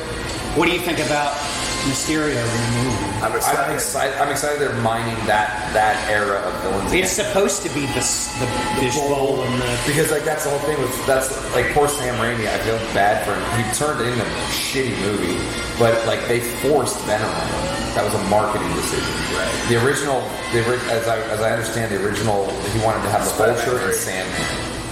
And they were like, we gotta have Venom. Well, because we need him now. I'll say this. And you can tell he phoned it in. All the actors don't give a shit about that. Nobody cares about that movie. But Spider-Man 2, the Sam Raimi one, is one of the best superhero movies until the last scene. The Doc Ock one? Yeah. But until Peter Parker gets the girl, it's a great movie. Oh, come on. Peter Parker eventually got married to Jane Watson. That's no. And it's such an easy fix. Such an easy writing fix. All you do is you insert a scene. I know we're getting off He-Man. We are getting off He-Man, but one of my favorite scenes is coming up. I think. First of all, I love his look. Yeah, it's very his cool. kind of like his Jabba the Hutt kind of skiff looking thing. Yeah, but with a sort of flower. Oh yeah, no, it looks awesome. But this is one of my favorite scenes coming up because he's flying on this hoverboard, which I thought was rad. And then, but there's a scene where he does an upside down flip, and they obviously just filmed him standing up, and they just flip the camera, and it looks really shitty, and it makes me laugh every fucking time. All right, let's see it. See, since he's on that thing, it kind of makes me feel like I should finish what I was going to But this is kind of like, wait, when did Back to the Future 2 come out? This is like pre-hoverboard. He's Green Goblin. Yeah, but right here, look. He's just like upside down. His hair is completely normal. It's only a second, but it's so shitty looking. Damn. But I think this predates the Back to the Future 2 hoverboard. You know, so I thought this was fucking song Back to the Future. Okay, I'll tell you how old I am. Spider-Man's Amazing Friends. That was my favorite. Oh yeah, that cartoon was great. It's so fucking good. I was watching it recently. It's still good. Have you watched it? I've seen it. It's fun. I mean, I'm more obsessed with finding the obscure like music cues from the original Spider-Man cartoon that like some people have put together on YouTube, which is amazing. From that? Yeah, the old jazzy. Like, I like the music from Spider-Man's Amazing Friends though. It's dun dun dun dun. Well, that's like it's like good like heroic. Look at this. There's some good shit going on here. This poor director thought he was going to have this amazing budget. He still had some really good scenes in mind. He's sneaking up behind them while they're talking. It's great. But as a kid, ABC 6 a.m. I would get up to watch that, and when they were about to cancel it, I could always tell, you know what? Every episode, every Saturday was the Swarm one. Which freaked me out because I'm scared to death of like stinging insects. So every time I'd get up and I'm like, oh no. Well, it seemed like the first season they had more like throwaway plot lines of the video game one and stuff. And then, dude, there's some good spin-offs. And then they got into like having all the guest things because that was to me why I was like, oh, I got to go buy a comic with a store guy in it now because I saw the cartoon. Like, cool. Do you remember the Arachnid one? That was. The guy kept trying to become Spider-Man, and he was doing crimes. And by the end of it, they find him like in his office, and it's this huge fucking computer. And he comes out, and it's like this part up. And he's like, I am Arachnid. He has like the eyes, and he's like. For those of you listening, you can't see this man acting out here. It's crazy. The doctor is so excited about this. It scared me as a kid, like because he has like the spotter body. It freaked me out as a kid, like because he's like crawling around New York and it's like. I remember watching this as a kid. I don't think I remember as much as you did about that one. There's a lot of good. I like the fact that the Firestar was invented for the cartoon. Yes, and then she became hot. Yeah. And was modeled by a porn star. Really? That's what I was told. Nice. That doesn't surprise me, actually, knowing comic book artists at the time. I mean, she looks like Ginger Lynn or something. Yeah. My favorite episode was the And Then There Were None parody, Seven Little Superheroes. It's great. Where the chameleon lures them all into a castle, and the submariner's like, look, a pool of water, I'll be rejuvenated. And he's like, it's alcohol! I'm like, how did you not smell a whole swimming pool full of rubbing alcohol? What the fuck, man? It's an unknown fact that Atlanteans don't have a sense of smell because they live in the ocean, Matt. I'll take my no prize in the mail. He's half human. So he's got half the smell. And the chameleon always had funny little rhymes like, 6 little superheroes trying to stay alive. One will meet a demon and then there will be 5. That cartoon was great. You have like Iron Man and all the cool Spider-Man, the Beetle, and it did have some like more random characters. Dr. Doom. As much as I love, was awesome. As much as I love the 60s, the guy that was a major bullet boy. The 60s Spider-Man cartoon was great, but they had villains like Dr. Noah Body, yes, as the guy, and then he went to like all of a sudden he's in the jungle fighting lizard people because Ralph Bakshi took over and he's insane. Well, the thing did not have that many like good classic Spider-Man. The problem with the Spider-Man cartoon was that I think the first season is like 15-minute shows. They're based more on the comic, right? And then they expanded it to like a 20-plus minute thing, and that's where you get endless stock footage of Spider-Man swinging, lands on a wall, looks around, swinging. And you're like, okay, man. But it was, I understand from narrative, but now I look at it and I'm like, oh my god, look at those Ralph Bakshi acid-influenced backgrounds. Oh, dude. They're insane. I mean, that was my favorite thing when I was a kid until Spider-Man as Amazing Friends came out. That Hulk cartoon that paired with Spider-Man's Amazing Friends is excellent. The episode with Dr. Octopus was a great one. I remember that one. Man, my favorite one was the one with the leader. We had an Exhumed riff based on the theme. It never got used. No, it was in a song that was on a demo. Was it on a demo, or did it make that, or was it that song? That's fucking awesome. I think about that all the time, like.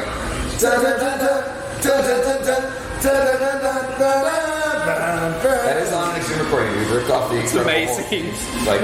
That cartoon was great. I mean, it was selling me comics. I was like, who is this character? Who, like the leader? I remember that was the first one I ever watched. I was like, I'm buying like anything I can find the leader in it, or fucking Doc Samson, or fucking the crossover one, which was the Mysterio one, where they have the fake Hulk, but then he actually picks up Bruce Banner hitchhiking when they're going to Hollywood.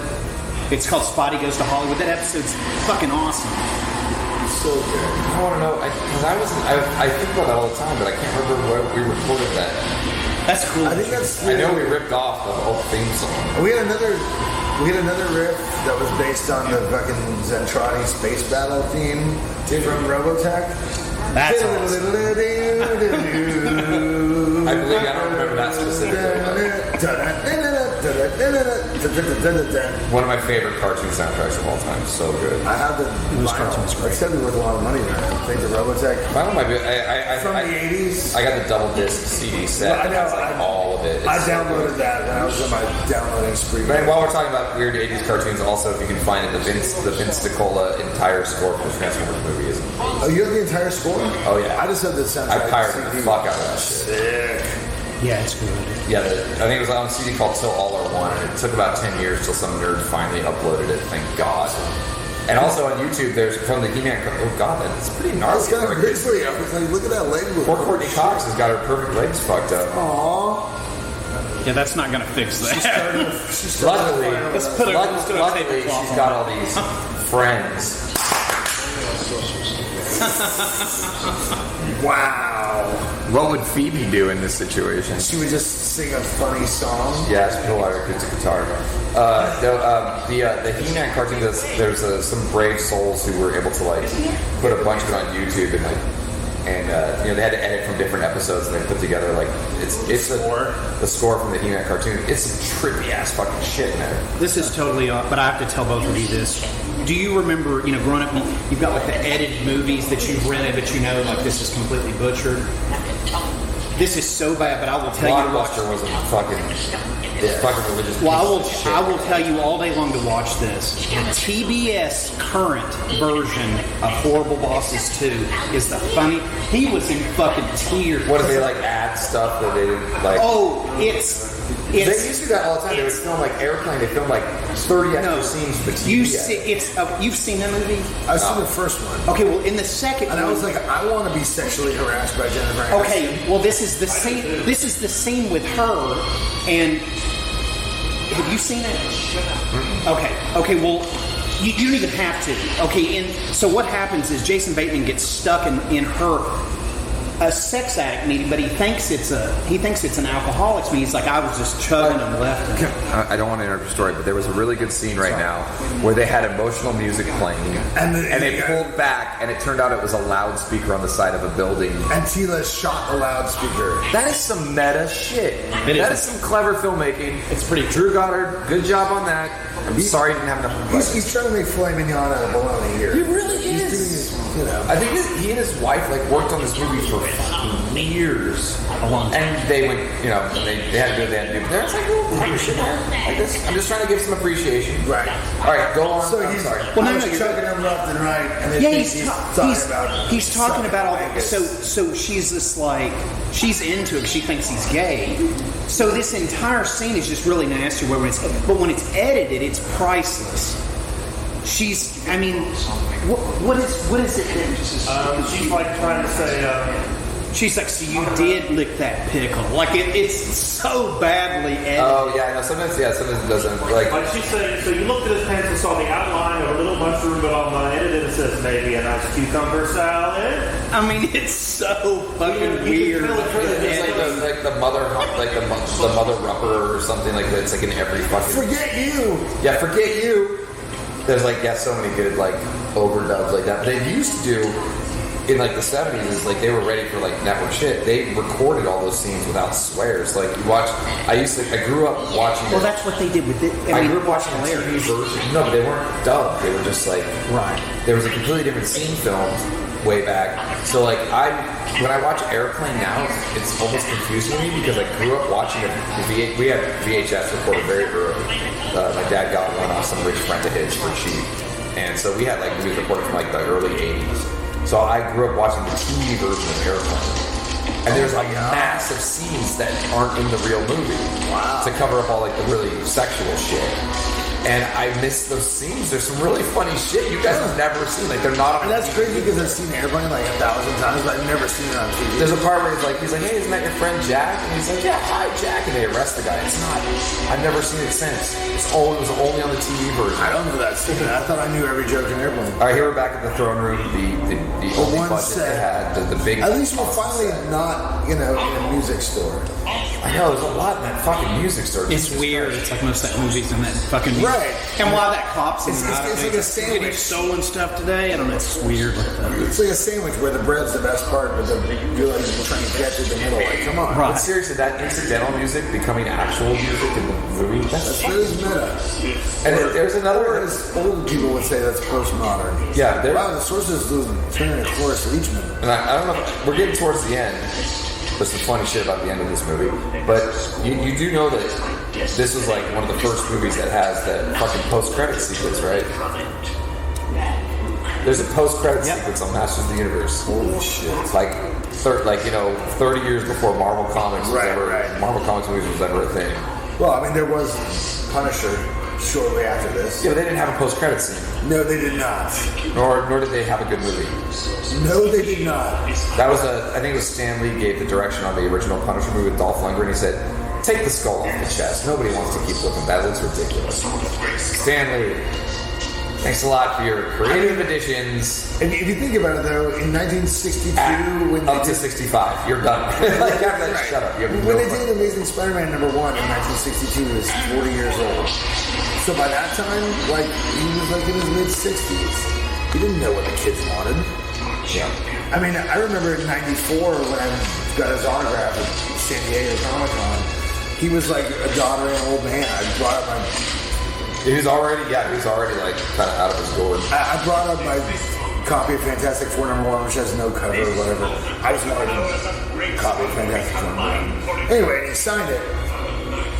And he's like, the first Fantastic Four. What was this, 1964? And I was like, I think it was 61. And his assistant was like, it was 1961. 1964, oh, those were the days. And he signs. And then the next one, an old issue of Thor, I'm like, can you write Excelsior on that? I don't know, kid, that's one more word. I'm just kidding you. That was cute. It was so adorable. But I was like, he doesn't know what the fuck's going on. Yeah, nobody should be and that was like 25. Nobody should be taking creative direction from him on an intense movie about a fucking vigilante who kills people. Right. Oh, here's the part. Laser whip. This is the part for the ladies watching strong ass. The sorceress is getting Twitter. Oh, Evil Lynn's into it. Yeah, Evil Lynn's definitely into it. Whip those muscles. She's like Betsy Bitch. Now we're back to LA. Meanwhile, all right, these kids. I got interested in this movie again for a second. God damn it. This is how this movie works. It's like you get interested again in a scene and then it's like, back to this. Dan Turpin chasing the pink I don't know what the deal is with that. Maybe it's another... Every time I see it, it just makes... It's not... It looks like... It looks like the one from Fletch Lives. Pink Cadillac, was that Bruce Springsteen? No, Pink Cadillac was the for Franklin, you idiot. No, but didn't he do a version of it? Pink Cadillac, cruising down the street. Yeah, maybe he did. I think he did a version. It looks like... I swear that's the same one from Fletch Courtney Cox. Could be like right off the studio lot. Well, you know how many times you've seen that Ghostbuster PKE meter in every fucking movie. But this, now we're getting into my blog. Now we're getting into my blog. How to fashion a keyboard into your cosmic key. All the problems of the universe can be solved with synthesizers. That's my plug, drsewage.com. Doctor with a K. Plug. Wow. Hey man, I meet kids on this, they're like, they don't even know what bands are. They're like, oh, you're playing a video? I read your blog. I'll have this ready in the preach. Kids nowadays, reading. Fucking nerds. But I don't put any work into it because I have not figured out how to make any money off of it, so. Yeah, I need to update mine as well. Blogs. Courtney Cox. Someday you'll move to New York and forget all about this terrible chapter in your life. Move into an incomprehensibly large apartment in New York City. Oh God, it's so hard living with only these 2,000 square feet apartment in fucking New York City. I think the last thing I saw... She's going to get fat first. There's Fat Monica. Yeah, Fat Monica, thank you. My wife loves Friends, so we would get really hungover, and we just end up laying there eating pizza in bed, and she'd watch Friends, and she's like, you like this show? I'm like, no, I don't. But God, look at Frank Langella just fucking he looks awesome. But it's just like what he says, it's like, it's God, he was making a movie. He's an actor. He's like not fucking around. I gotta say, like one of my favorite. Have you watched that movie with Barry? It's the guy from Saturday Night Live. It's on HBO, and Henry Winkler is like his acting coach for the guy. He's a hitman who decides he loves acting, but he sucks at it. But Henry Winkler's in it, and he's like, they do movie scenes in the acting class, and Henry Winkler's like super serious, like acting coach, like telling you, you're doing it wrong, and they're doing scenes from like True Romance and shit, and it's like terrible. That's like what Frank Langella is doing in this movie. He does not care that this is a kid's movie. He's like, I'm a paid professional, I will give it everything. I love him in The Ninth Gate. He's so good at that. I love that movie in general. Despite best movie by a child molester. Exactly. I was just saying, Roman Polanski might be a terrible person, but he's a great director. And that straight up looks like Skeletor. This shit's rad. Yeah. Now we're back to the good His part. staff's really cool. We're back to the fantasy part of the And then we got Power of Grayskull. Yep. Because I mean, that's another thing is we need a scene where He-Man breaks free and goes, I have the power. Oh, they do. Oh, there is one. Oh, there is one. I haven't seen this. Yeah, no, it's there. And they also mentioned, I did notice they mentioned the little, Gwildor said something about Lord of Snake Mountain. That was a nice little There's your Easter egg there. Oh, there he said. Master of the Universe. The titular line. Boy, I'm tired of all these Star Wars. Margo, you remember that, Margo? I was tired of all these Star Wars.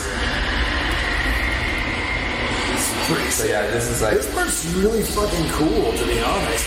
Like, this could have... It's well, so get ready, because it gets bad. But they really... Yeah, no, they were really trying. If Mattel had actually ponied up and gave up half the budget like they promised, it might have actually been a much better movie. So but this is very apocalyptic. It's actually, well, maybe his motivation's a little more Thanos. He wants more power. I don't really know why he wants the Power of Grayskull, but... Well, he's got a skull face, and he's kind of pissed. I'm tired of this castle ripping off my look. I mean, yeah, he's kind of just a universal cosmic, like, he's kind of a lot like Marvel villains. Like, I want to take over the world because... They don't really give him much of a sob story about why. Great face by Evelyn, like, she's like, maybe they were doing it, buddy. Never. Say never. Yeah, I mean, this is really, it's a Master Universe movie starring Skeletor. I agree. It's Skeletor the movie. It is. It absolutely is. With no Skeletor. Yeah, here we go. He's God. And now here, maybe William Stout kind of fucked up because this costume he gets at the end is although, as it's revealed, I think this costume would look good on a late 90s rap cover. Okay, I'm gonna correct. A lot of gold. You know who he looks like right here? He looks like fucking Lopan. Does look like Lopan? Yes. You're right. Yes. But those they were contemporary releases, so I don't know if that was much for me. There must have been some other deeper influence from all production artists. The helmet is almost Kirby-esque. It needs to have bigger, slightly larger horns, bigger prongs. Lots of gold, rap cover, No Limit Records. Yes, exactly. That was like No Limit Records fucking costume. They were everywhere, and all of a sudden the guy didn't pay his taxes, and then everywhere was the cover. Yeah. Most Like Photoshopped. Wesley Snipes. Oh, yeah. But he's coming back, right? Which he keeps saying they're going to make a Blade movie with him in it. I think he's talking out his ass. Dude. It's like, I had a meeting with Marvel Comics again today, and it's like, dude, they're being so nice to you. It'd be so rad if they brought Wesley Snipes into the MCU as Blade. He's sick. Well, see, I'd be stoked. Passenger 57 was a great movie. I'd be stoked if they brought back... That is a great movie. It is a great movie. That's Stanley Clark's soundtrack. Look at this. Is the loneliness of good equal to the loneliness of evil? There's some fucking deep, there's like some Nietzschean conflict going on. Damn. But, Wesley Snipes, I'm sorry, that as far as I'm concerned, the MCU starts with Howard the Duck. That's it. That's right. First cinematic Marvel movie ever. Look at it, looks like a Todd McFarlane horror movie plays that, just like transported to the Attorney of Throne. Get like the random breaks. Daniel Turpin made it. He made it. He's gonna get that Marty McFly kid for truancy eventually. You know how you can tell that the Justice League cartoons are great is that Turpin is a character, and it's just Jack Kirby. Oh yeah, it's just Jack Kirby. Have you watched any of the CW stuff like Arrow and? He loves all that shit. Fucking Arrow is fucking awesome. I can't do it. You know, Arrow. Some seasons are great, and some. The new one's crazy. He's like in jail and all that. I can't. don't know if you watch I grew up reading DC and Marvel. I grew up just Marvel. It's funny so it's like I can't. I'll watch a shitty show about a Marvel character, but I don't have that love of the DC characters where I'll watch. I was always a Marvel guy, but I like DC. We also worked. Matt worked in a comic store where I couldn't get a job because the owner was crazy and was afraid that my dad was a lawyer, so I was like going to be some secret agent in there, like going, like taking him to task for all the fucking rules he broke. Yeah, he was a strange man, Bill Westphal. Yeah, he wanted to build a suit of armor. So these guys took all the employees for an after-hours meeting to explain to them how to build an armor. I was like 17, and he was like buying us margaritas, which was like cool. He was serious. Yes, he was absolutely serious. He was going to build a suit of armor. He worked for Tony Stark. That's fucking awesome. No, he was like, it was like a cat beast thing, and he had this sort of like. He had a plan for it. He had kind of like a revelation thing, and he was like a half Japanese guy who was a big dude. He was like 6'3", 6'4". I mean, he looked like a out of shape samurai. He's Silver Samurai. He was a very strange man, and. But yeah, when you're at a comic store and you get a comic store discount, you're gonna tend to read a lot more. I read everything. I remember I had 40% off, and I was spending like $50 a week on comics. Yeah. This is like Blaine Skeletor. Yeah. This is Donald Trump. Check out my SoundCloud. Finally, I have won the Electoral College. I'm gonna put my name in gold. I will wear a giant gold suit. He's like, bow NFL.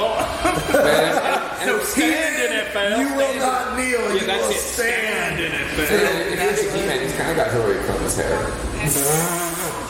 I don't know who that reflects more. Or when he called out Mason, he's like, stop being mean to me. Yeah, exactly.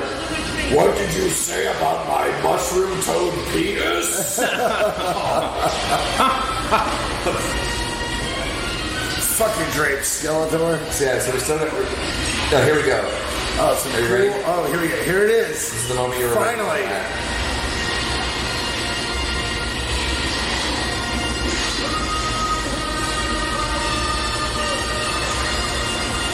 That is... So maybe he didn't say about the power of grace. No, he said, I have the power. That's probably the best scene in the whole movie. Yeah. In that Toys That Made Us episode, they talk about Mattel working with child psychologists. Like, all right, so we want 4 to 7-year-old boys. Like, they're tired of being bossed around by their parents. Literally, they want the power. And they inserted this whole I want the power thing. Yeah, it's great. But that's the best thing about He-Man is that it's the most capitalist toy venture of all the 80s. They're just like straight up. Let's see, look at this. Here we go. Start this fight. We're in the throne for a second. They ran out of money right here. They had so the movie was unfinished. And wait, so we're still in the throne now. Everything's cool. They're fighting. There's some zaps. Wait for it. But wait, the story of the movie is like a large portion of this fight scene. I think they go into this weird cosmic realm. It's been a while since I've seen this. This scene is quite good with the fucking lighting, the backlight, and everything. But see, it looks like there's just a guy standing there holding. I'm pretty sure all of that part was filmed in a garage. That's a garage. You notice how dark it was, right? It took pieces of the set. They put them in a garage and just put lights behind them to hide the fact that they didn't have the throne. They didn't have the throne room anymore. It definitely looks like a guy holding it. So yeah, all that last fight scene was in a garage. So Frank Langella had to come and get his makeup put on and work, and they weren't getting paid for it. Oh shit! Yeah. At least Skeletor's back to his cool outfit. Yeah. Yeah, there's no extras, you notice. There's none of that. Right, there's nothing. Hey, look, that looks better than RoboCop. Guy falling down, that is one of the worst looking scenes in all cinema history. I wouldn't buy that. RoboCop edited is priceless. The RoboCop and the guy falls, and it's just a horrible. I will send you. This guy has compiled and edited. He's like, women leave. The whole thing. And he's like, give me my freaking phone call. That's great. I thought I'll it was send really it to funny, you. when I It's heard really- Soulless by Grave, and the first sample is from RoboCop. The album opens up with "Bitches Leave" from RoboCop. Yeah, I said, what? Great. And I was like, what are you doing? Even in like '94, I was like, this seems kind of sexist to like start your album like this. And isn't this from RoboCop? Like, Yeah. What? Check it out, Lubbock Stays.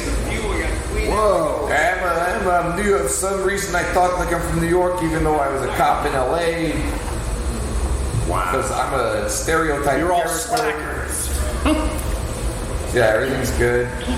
Courtney Cox here. With her Christmas arrangement mask. Here's your sequel. There's your Her sequel. Hanukkah MacGuffin. mask. Right. The sequel. That's optimism. So they really wanted a sequel. We're gonna get to the after credits scene. They really wanted a sequel. She's smelling her hair. Wildor, I'll miss you most of all. The fact that she can say that without laughing is a testament to her acting. To call a person He-Man. This is what the turn is. They should have had him like in that on a Friends episode. Oh, it would have been amazing. That would have been Just like walk in a room from like nowhere. And as far as I'm concerned, this is where Courtney Cox peaked. Agreed. She was never in something I cared about more than this. Well, Wildor got some crazy braids. Yeah, He-Man got gold armor. They got all their fans stripes on. Even though while you're having sex with this puny wimp, Courtney Cox will be thinking about like chiseled chest. Fuck yeah, dude! Look at those pecs, man. You could fucking. I always thought if I could trade bodies with somebody, it would be Dolph Lundgren. Well, because he's buff and fucking tall. There's like, you know. He's tall, he's buff, he's handsome, he's got multiple college degrees. Yeah. Red Scorpion's a great movie. He didn't quite. I mean, well, he wasn't like necessarily the greatest actor, but. Did you like that? He didn't quite get his due as like Schwarzenegger. So Schwarzenegger's a way worse actor than You also saw Red Scorpion. I never saw Red Scorpion. I saw that. Tom Savini did the makeup for it too, which was cool. I can't remember much about it. I haven't seen It's like a Good journey. Slackers. You slackers. You know, I think because Schwarzenegger was so established and had endeared himself with his terrible acting to people, that there's not room. Like, how many superhumanly muscular bad actors with hilarious accents does the American movie-going public have room for? This part doesn't. This is a bit much. This part doesn't make any sense. Courtney Cox is back home and lives on a vibrant. Where's your cutoff, if any, with Schwarzenegger's movies from your childhood? From my childhood? Yes. Yeah, I can't even watch T2 at this point. Would that be it? I think T2 is it, but I can. Total Recall was it for me. Total Recall is my. Which one's first? That's my favorite. Oh, Total Recall's before. It is. You're right. I'm sorry. You're right. So yeah. Terminator 2. I mean, it's like I was talking to my coworker. He's like, "Oh, I love that movie." I was like, "Oh, what? A boy and his robot?" And he's like, "Oh, you made me hate that movie. I hate you so much." Is your coworker like 35, 36? Yes. So T2 is the cutoff for both. Which I loved when it came out as a kid. But I went back and watched it and I was like, "Oh my god." I think I could still sit that movie just for Linda Hamilton at her fucking peak of like amazing super badass lady that you believe can like kick ass. It's not just like, how's this lady that was so cute doing something? Julie's gone back. They sent her back in time. The Cosmic Key has time and space, and she's saving her parents. She's preventing them from dying. Yes. But then what happens when the Cosmic Key is then thrown to Earth? I love you. I just took the mail. Like the Cosmic Key is going to get thrown to Earth. They have to remember to relive the adventures. They've gone back in time. You're really putting up too much thought into this. I'm just like, these guys, we got to be in the swamp. We got to get the Cosmic Key. We got to get poisoned. It's all got to happen again. And just now your parents are alive. It's real. Like, I mean, you know, look at Donnie Darko. Like, they're going to have to fucking take a hit somewhere. Donnie Darko had to get hit by the missile to restore the timeline. Right. Or the plane engine. I would say, though, about Arnold, I think Total Recall, that and Running Man are by far my favorite. Man, Running Man fucking rules. Running Man would not be near as good a movie without Richard Dawson, though. Oh, he's Thank God that lecturous drunk fuck. And that guy was such a piece of He's here tomorrow. You'll be mopping the floors. There you go, man. There you got your That's tag. what you want. I have the power. Let's see the after credits. Who do you know that Okay, here you go. Barbarian or Destroyer? I like Who do you know that can't Is that weird? Oh, yeah, no, it's almost everybody. I feel like, I mean, Barbarian's a better movie. I've seen Barbarian probably like 10 times. I've seen Destroyer maybe. Oh, Christina Pickles was the sorceress. Did you like Hunting the Destroyer? It's a fun watch. It's a shitty movie. Oh, it's awful, but it's fun. It is good. It's totally fun, but it's a shitty fucking movie. I was thinking Total Recall that I would have just stayed in the potentially fake life where you're married to Sharon Stone in 1987. Yeah. Sharon Stone 1987. That's pretty much the best life. I had pictures of her cut out from Starlog magazine, on my taking my bio, like that's the pinnacle of the world.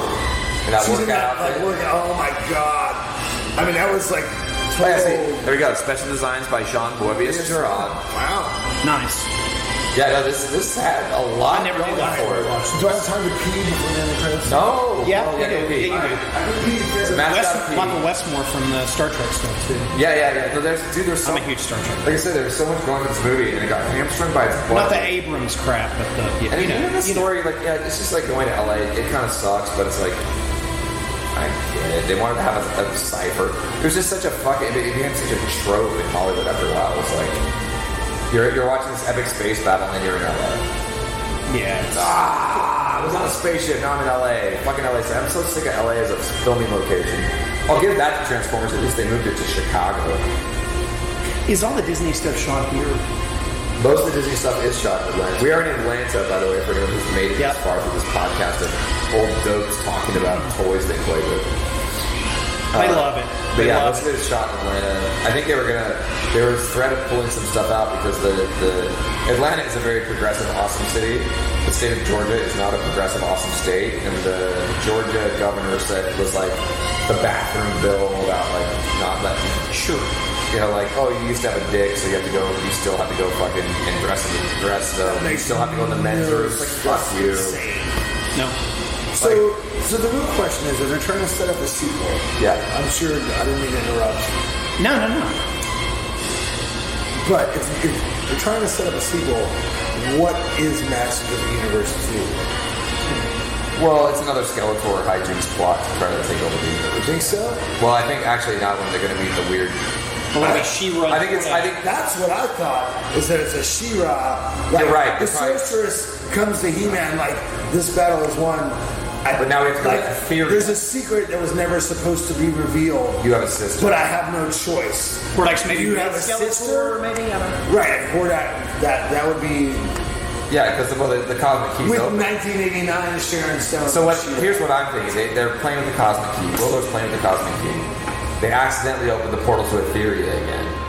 No, I think the Cosmic Key opens, and one of She-Ra's friends, the guy with a heart on his chest, comes through, and he's almost dead. He's almost dead. He's like, and he's like, Etheria. Thank God somebody was listening. Like, we thought there was only one Cosmic Key in the universe. They have another cosmic. Even though Dumbledore invented it, it's like he has an analog in Etheria, right? Who's like a giant. Because we're getting this weird musical signal. I'm going to key it into the Cosmic Key. Heart guy comes through. Yeah, what's his name? Bo. Because he had a bow. Because he had a bow. Get it? It's a double meaning, kids. He's a bow, and he had a bow and arrow. So lame. All I want to know is, I was looking forward to Masters of the Universe 2 with the She-Ra because you have to watch that whole movie to find Wookiee, the little guy that hid and seeing in the She-Ra card. Here we go. Post-credit sequence. It's a bubbling cauldron. Skeletor. No, you won't be back. But that was an amazing scene, right, dude? Because I sat through the whole thing when it was in the theater, and I was just like, "Wow, that was so cool!" And I was listening to music, some little kid. I'm sitting there for the whole thing, and all of a sudden, Skeletor pops back up, and I was like, "Holy fuck!" And I was sure of it. This is the biggest hit of the year. And then there was RoboCop. Yeah, it kind of was a bigger hit that year. Also buried one of my other favorite movies, and UHF. UHF came out the same weekend as RoboCop and got buried. And Dragnet too, Joel. I like that. Was that Dragnet? Fighting people against goodness and Normans. Yes, so good. Pagan. All right, well, I'm Ross Sewage. This was Matt Harvey, and that was Masters of the Universe. Dr. Vincent West. Thank you, guys. And if you didn't like that, too bad. Yep, too bad. Too bad. You're a wimp scientist and a wimp villain.